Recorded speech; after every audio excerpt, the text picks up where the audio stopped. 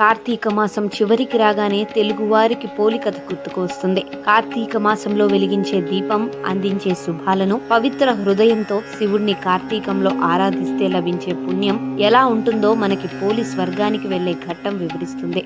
ఇంతకీ ఎవరి పోలి, ఆమె కథ ఏంటో తెలుసుకుందాం. పూర్వం ఓ ఉమ్మడి కుటుంబంలోని 5 కోడళ్ల కంటే చిన్న కోడలి పేరు పోలి. ఆమెకు బాల్యం నుంచే దైవ భక్తి ఎక్కువ. ఆమె భక్తి అత్తగారికి కంటగింపుగా ఉండేది. దీంతో కార్తీక మాసంలో మిగిలిన కోడళ్లను తీసుకుని నదీ స్నానం చేసి అక్కడే దీపాలను వెలిగించి వచ్చేది. ఈలోగా కోడలు ఎక్కడ దీపం పెట్టి తాను పుణ్యం సంపాదించుకుంటుందో అనే అసూయతో నదీ స్నానానికి వెళ్లే ముందు ఇంట్లోని నూనె, దీపారాధన సామాగ్రి దాచి వెళ్లేది. అత్తగారి ధోరణికి బాధపడిన పోలి చేసేదేమీ లేక పెరట్లో కాసిన పత్తి చెట్టు నుంచి కాసింత పత్తితో ఒత్తిని చేసి మజ్జిగ చిలికి పక్కన పెట్టి కవ్వానికి ఉన్న కొద్దిపాటి వెన్నపూసను రాసి దీపాన్ని వెలిగించేది.